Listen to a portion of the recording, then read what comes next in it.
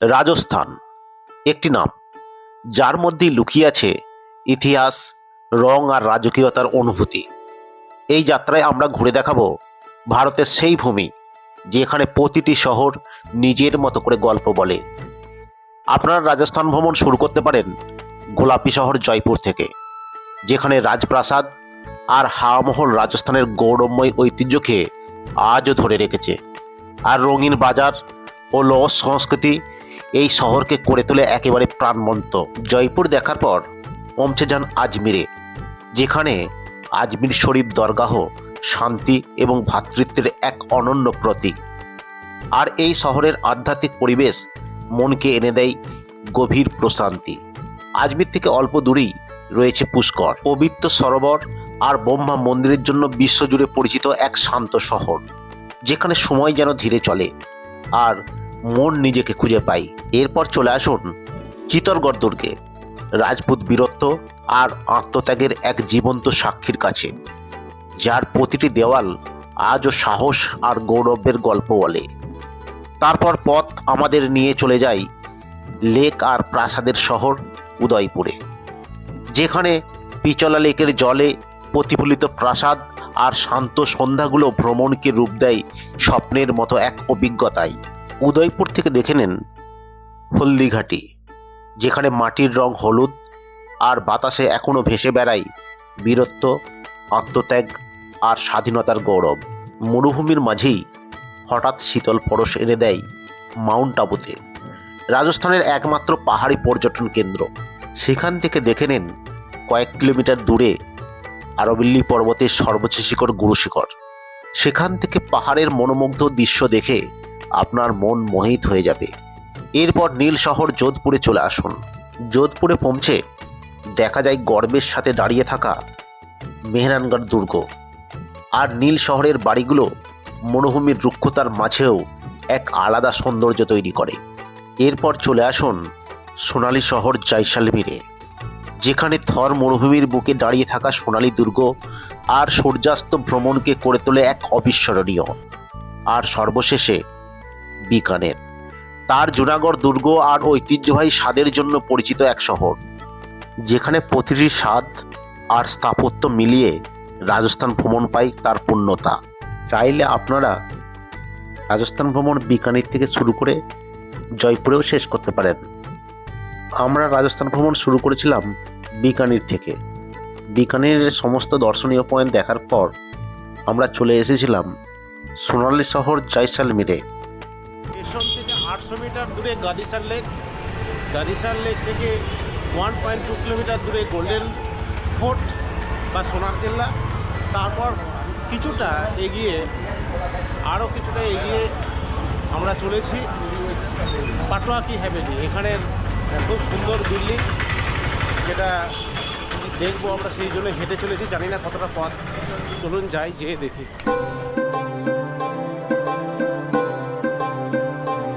টেম্পেলের সুরজফল থেকে বেরিয়ে যে বাম দিকে যে রাস্তাটা আছে 50 মিটার গিয়ে এই গলি দিয়ে আসতে হবে। প্রায় 10 মিনিটের পথ, হাঁটা পথ, 10 মিনিটের হাঁটা পথ অতিক্রম করলে পাটোয়াকা হাভেলি পৌঁছে যাব। তো আমরা সামনেই পাটোয়াকা হাভেলি দেখতে পাচ্ছি। চলুন।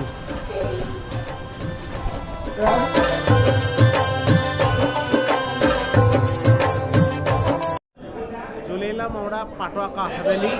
পাটোয়াকা হাভেলি হচ্ছে 4টে বিল্ডিং, 4টে না 5টা সম্ভবত বিল্ডিং। জয়সালমীরের সবচেয়ে সুন্দর এবং সবচেয়ে বিখ্যাত হ্যাভেলিগুলির মধ্যে একটি পাটোয়াকা হ্যাভেলি। এই ভিডিওটিতে জেনে নেব এর ইতিহাস, স্থাপত্য, ভেতরের সৌন্দর্য আর অনেক অজানা গল্প। তাই ভিডিওটি শেষ পর্যন্ত থাকুন, আর ভালো লাগলে আমার চ্যানেলটিকে সাবস্ক্রাইব করুন। আমরা পাটোয়াকা হ্যাভেলির কয়েকটা 10-12টা সিঁড়ি অতিক্রম করে উঠে এলাম একটা বিল্ডিংয়ের ওপরে দেখে কাঁচের কারুকার্য দেখে আমরা হতবাক। এত সুন্দর কারুকার্য হতে পারে, কাঁচের কারুকার্য অসাধারণ। আমি দেখাচ্ছি। এই হ্যাভেলিগুলির নির্মাণ শুরু হয় 1805 সালে জয়সালমীরের এক ধনী বণিক গুমানচাঁদ পাটোয়ার উদ্যোগে। তিনি ছিলেন সোনার, সুতোর এবং বাণিজ্যের বড় ব্যবসায়ী। এই হ্যাভেলিগুলি তৈরি করতে লেগেছিল প্রায় 50 বছরেরও বেশি। এই হ্যাভেলিগুলিকে একসাথে বসবাস করতেন পাটোয়া পরিবারের 5 ভাই। হ্যাভেলির ভেতর ঢুকলেই চোখে পড়বে খোদাই করা ছাদ, আয়নার কাজ আর রঙিন কাচের জানালা। এই জানালাগুলো এমনভাবে তৈরি যাতে বাইরে থেকে ভেতরের মানুষ দেখা যায় না, কিন্তু ভেতর থেকে পুরো রাস্তা দেখা যায়। এটাই রাজস্থানী স্থাপত্যের বুদ্ধিমত্তা।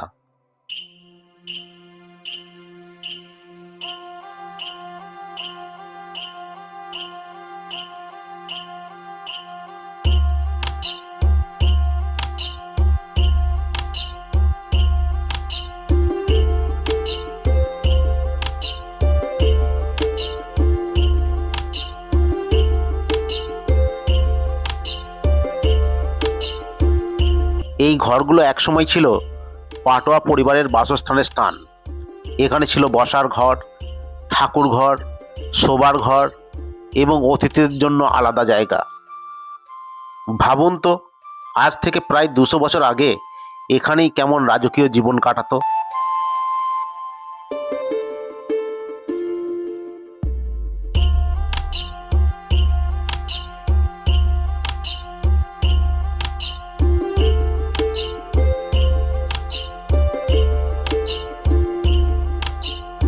পাটোয়াকা হ্যাভেলির সবচেয়ে বড় আকর্ষণ হলো এর কারুকার্য। পাথরে ফুল, লতা, জ্যামিতিক নকশা এমনভাবে খোদাই করা যেন পাথর নয়, কাপড়ে নকশা আঁকা। প্রতিটি নকশার মধ্যে রাজস্থানী শিল্প আর ধৈর্যের পরিচয় মেলে।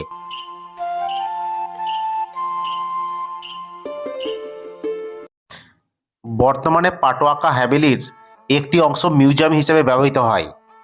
এখানে দেখা যায় পুরানো আসবাবপত্র, ঐতিহ্যবাহী পোশাক, প্রাচীন ছবি, ব্যবসার নথি, যা আমাদের নিয়ে যায় জয়সালমীরের পুরনো বাণিজ্য যুগে।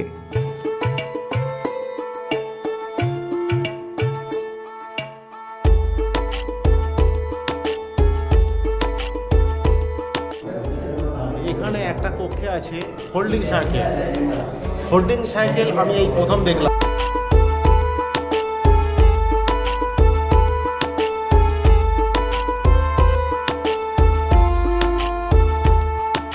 সাইকেলটি ফোল্ডের অবস্থা আছে, এটাকে যদি ঘুরিয়ে দেওয়া হয় আনফোল্ড অবস্থা আছে, তার ছবিটা দেখাতে যাচ্ছে।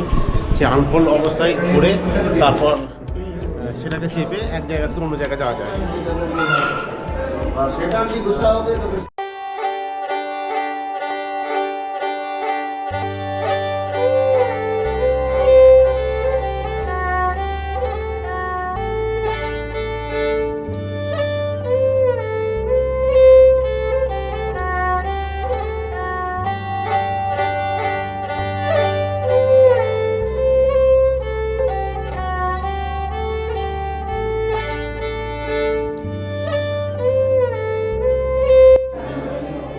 দোতলায় উপরে উঠে এলাম। দোতলাতে থেকে নিচের তলাটা দেখাচ্ছি আপনাদেরকে। এই পুরো বিল্ডিংটা জুড়ে কিন্তু ভীষণ কারুকার্য। রুমগুলো তো বটেই, তার বাইরেও কারুকার্য এবং ভেতরে অপরূপ কারুকার্য।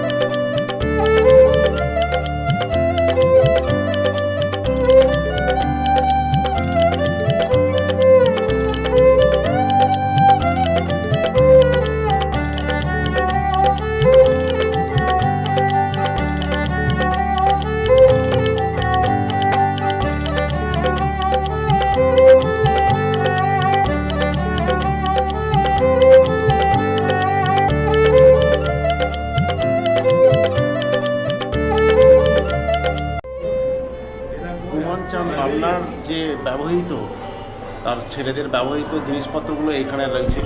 এখানে অনেক কিছু ব্যবহার্য দ্রব্য আছে, সেলাই মেশিন আছে, পোশাক পরিচ্ছদ এবং এই বিভিন্ন ধরনের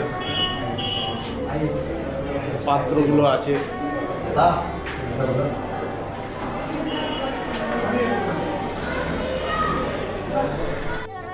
এই হ্যাভেলিটি আসলে তৈরি করেছিলেন এক ধনী ব্যবসায়ী, যিনি হচ্ছে তার নাম হচ্ছে গুমান চাঁদ পাবনা। তার ছেলের জন্য 5টা ছেলের জন্য 5টা বিল্ডিং তৈরি করেছিলেন। সেই 5টা বিল্ডিংই হচ্ছে এই জায়গাগুলো। আমরা প্রথম বিল্ডিংয়ে প্রবেশ করেছি। তাদের যে ব্যবহার্য দ্রব্যগুলি বা তাদের এই পুরো বিল্ডিংটাই এখন টুরিস্ট স্পট। এই টুরিস্ট স্পটে ঢোকার জন্য জনপ্রতি 150 টাকা টিকিট কেটে ভিতরে প্রবেশ করতে হয়।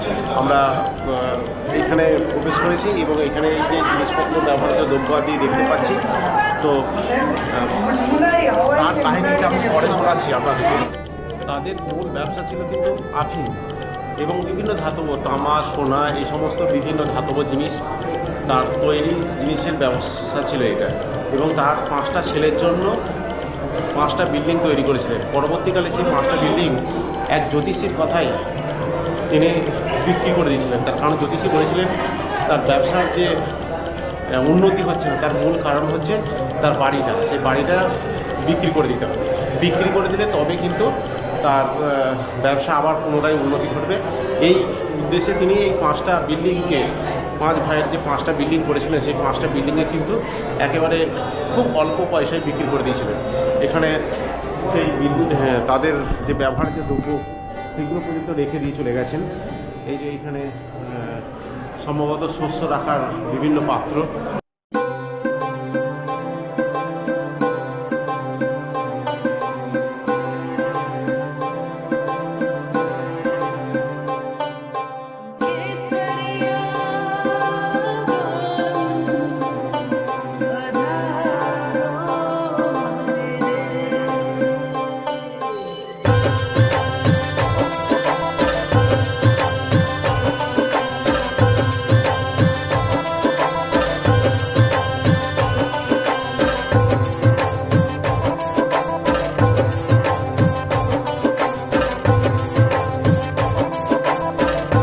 আমরা 3তলা উঠে গেলাম। 3তলা থেকে আমরা উপরের ভিউ এবং নিচের ভিউ দেখাচ্ছি।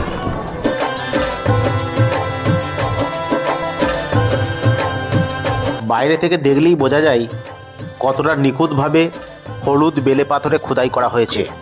ছোট ছোট জানালা, ঝরোখা, বারান্দা সব কিছুই হাতে তৈরি। একটা আশ্চর্যের বিষয় হলো এই হ্যাভেলির দেওয়ালে এক ফোঁটাও চুন বা সিমেন্টের ব্যবহার করা হয়নি।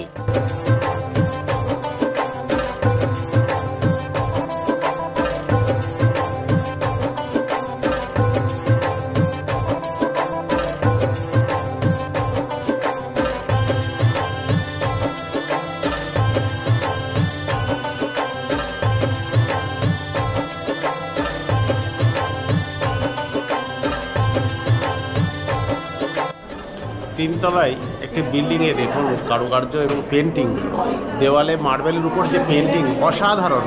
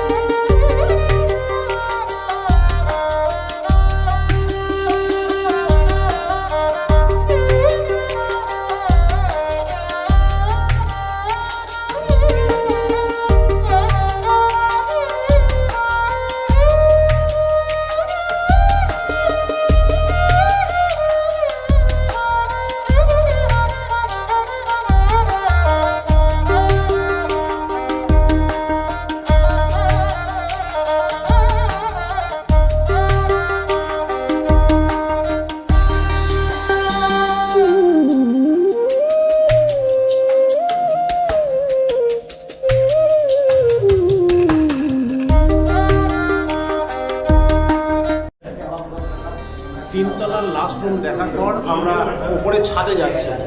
চলো ছাদ থেকে দেখা যায় কি জয়সালমীর শহরটাকে দেখা যায় কিনা বা কতটা দেখা যায় সেটা দেখাচ্ছি আপনাদেরকে।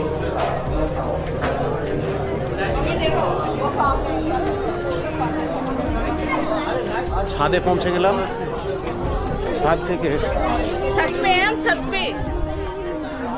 বিল্ডিংগুলো দেখা যাচ্ছে এবং এখানে যে বিল্ডিংগুলো সবই গোল্ডেন কালার, সব এরকম গোল্ডেন মার্বেল দিয়ে তৈরি।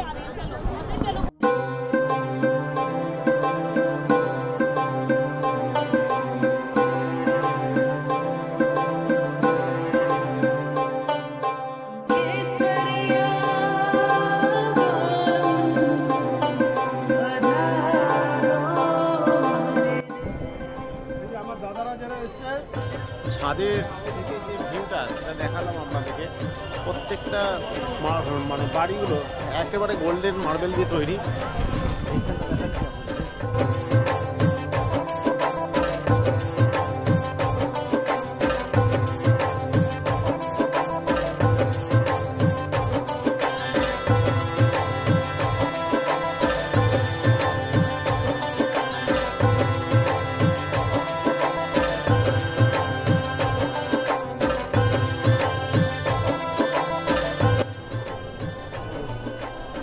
হাত থেকে নিচে নেমে যায়।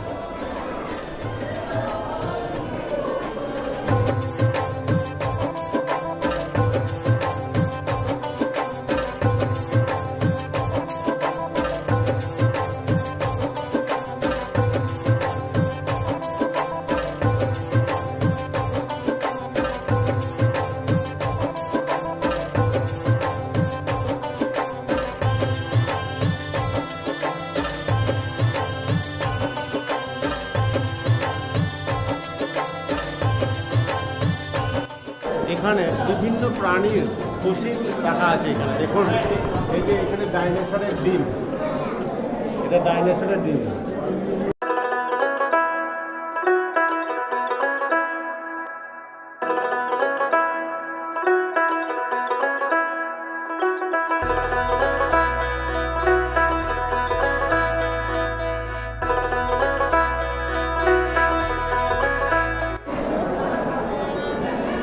একেবারে নিচের তলায় নেমে গেলাম। নিচের তলা থেকে আমি পুরো চারপাশটা দেখাচ্ছি।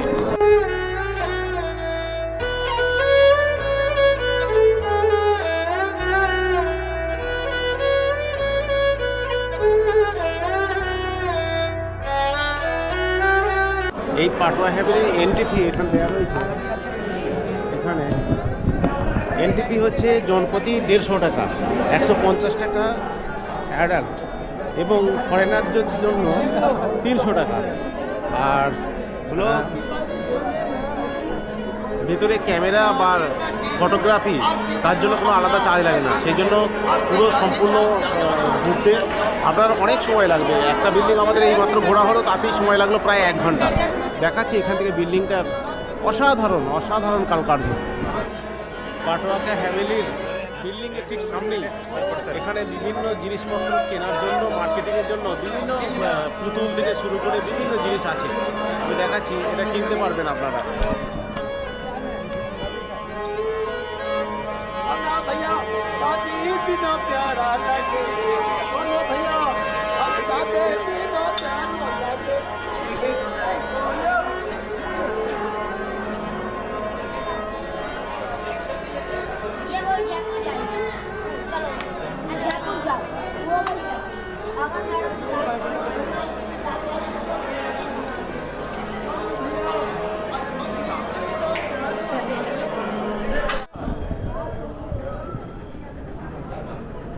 আমরা 3টে জিনিস দেখলাম: গাদিসার লেক, গোল্ডেন ফোর্ট আর পাটুয়াকা হ্যাভেলি।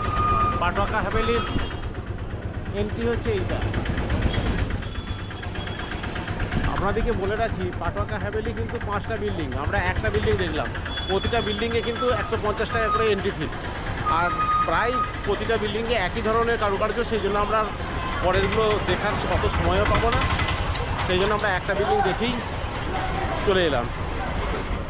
পাটুয়াকা হ্যাভেলি শুধু একটা দর্শনীয় স্থান নয়, এটা ইতিহাসের জীবন্ত সাক্ষী। এখানে দাঁড়িয়ে মনে হয় সময় যেন কয়েকশো বছর পিছিয়ে গেছে। রাজস্থান ভ্রমণে এলে এই জায়গাটি মিস করা একদমই উচিত নয়।